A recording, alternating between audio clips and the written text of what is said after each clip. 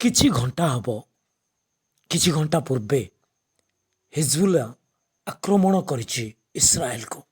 ଆକାଶ ମାର୍ଗରେ ଆକ୍ରମଣ ହୋଇଛି ଆଉ ଯୁଦ୍ଧ ଆରମ୍ଭ ହୋଇଛି। କିଛି ଦିନ ପୂର୍ବରୁ ବା କିଛି ମାସ ପୂର୍ବରୁ ଏମିତି ଯୋଜନା ରଖିଥିଲା ହିଜବୁଲ୍ଲା ଯେ ଇସ୍ରାଏଲ ଉପରେ ଆକ୍ରମଣ କରିବେ ବୋଲି। ତାର ଅନେକ ଯୋଜନା ଗୁଡ଼ାକ ଇସ୍ରାଏଲ ଜାଣିପାରିଥିଲା। ଆଉ କିଛି ଘଣ୍ଟା ପୂର୍ବେ ହିଜବୁଲ୍ଲା ଆକ୍ରମଣ କରିଛି ଆଉ ତାର ପ୍ରତିବାଦ ସ୍ୱରୂପେ ତାକୁ ପୁନର୍ବାର ଆକ୍ରମଣ କରିଛି ଇସ୍ରାଏଲ। ଆଉ ତାର ଅନେକ ଆଡ୍ଡା ଗୁଡ଼ାକ ସେ ଇସ୍ରାଏଲ ଯୁଦ୍ଧ କରି ଅନେକ ବୋମା ମାଡ଼ କରିଛି। ଅନେକ ଆଡ୍ଡା ଗୁଡ଼ାକ ହିଜବୁଲ୍ଲାର। ଆମେ ସମସ୍ତେ ଜାଣୁ ଯେ ହିଜବୁଲ୍ଲା ଏକ ଆତଙ୍କବାଦୀ ସଂଗଠନ କହିଲେ ଭୁଲ ହେବ ନାହିଁ। ଆଉ ଆମେ ପୂର୍ବରୁ ମଧ୍ୟ ଆମେ ଜାଣିଥିଲୁ ଯେ ହାମାସ ସହିତ କି ପ୍ରକାର ଇସ୍ରାଏଲର ଯୁଦ୍ଧ ଚାଲିଥିଲା। ଆଉ ଇସ୍ରାଏଲ ହାମାସକୁ କି ପ୍ରକାର ଭାବେ ପ୍ରତ୍ୟୁତ୍ତର ଦେଇଥିଲା ଯୁଦ୍ଧ କରି, ସେ ବିଷୟ ମଧ୍ୟ ଆମେ ଜାଣୁ। ଆଉ ତା ପ୍ରତିବଦଳରେ ହାମାସର ପ୍ରତିବଦଳ ବା ହାମାସକୁ ସପୋର୍ଟ କରି ହିଜବୁଲ୍ଲା ମଧ୍ୟ ତାରି ଭଳି ଗୋଟିଏ ଆତଙ୍କବାଦୀ ସଂଗଠନ କହିଲେ ଭୁଲ ହେବ ନାହିଁ। ସେ ଆକ୍ରମଣ କରିଛି ବର୍ତ୍ତମାନ ଇସ୍ରାଏଲ ଉପରେ। ଆମେ ଖବରରୁ ଜାଣିପାରିବା ଯେ ହିଜବୁଲ୍ଲାକୁ ସପୋର୍ଟ କରୁଛି ବା ସାହାଯ୍ୟ କରୁଛି ଇରାନ।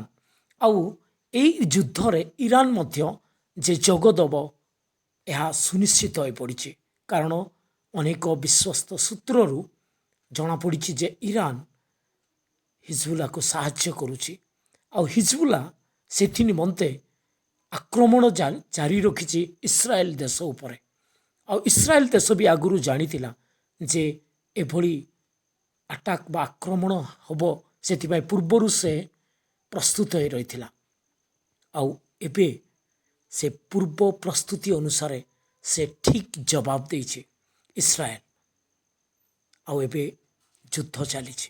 ହଁ ପ୍ରିୟମାନେ, ମୁଁ ଏହି ସତ୍ୟତା ଏହି ଖବର ଦେବାର କାରଣ ହେଉଛି ପ୍ରଭୁଙ୍କର ବାକ୍ୟରେ ଲେଖାଯାଏ ଶେଷ ସମୟରେ ଯୁଦ୍ଧ ହେବ, ଏଭଳି ଭୟଙ୍କର ଯୁଦ୍ଧ ହେବ।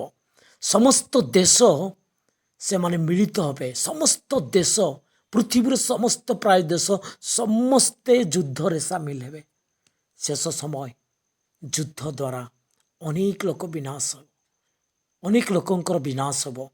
ଯୁଦ୍ଧ ଦ୍ୱାରା ଅନେକ କ୍ଷୟକ୍ଷତି ହେବ, ଅନେକ ଧନ ସମ୍ପତ୍ତି ସବୁ ହାନି ହେବ, ଜୀବନ ହାନି ହେବ। ଏଭଳି ଗୋଟେ ସମୟ ପ୍ରଭୁଙ୍କର ବାକ୍ୟର ସତ୍ୟତାରେ ଲେଖାଯାଇଛି। ଆଉ ସେଇ ସତ୍ୟତା ଅନୁଯାୟୀ ଆରମ୍ଭ ହୋଇଛି। ଏହା ଯେ ଆରମ୍ଭ, ଆଉ ନିଶ୍ଚିତ ଭାବେ ବାକ୍ୟର ସତ୍ୟତା ପ୍ରକାରେ ପ୍ରତ୍ୟେକ ଦେଶ ଯୁଦ୍ଧରେ ସାମିଲ ହେବେ। ଏହା ଆରମ୍ଭ ମାତ୍ର।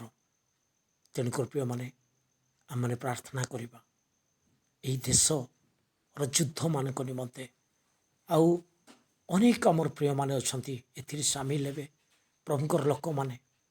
ତେଣୁକରି ଆମେ ପ୍ରାର୍ଥନାର ତୋଳି ଧରିବା। ପ୍ରଭୁଙ୍କର ଇଚ୍ଛା ଯୋଜନା ପ୍ରଭୁ ପୂରଣ କରନ୍ତୁ ଆଉ ପ୍ରଭୁ ଗୌରବ ପାଆନ୍ତୁ।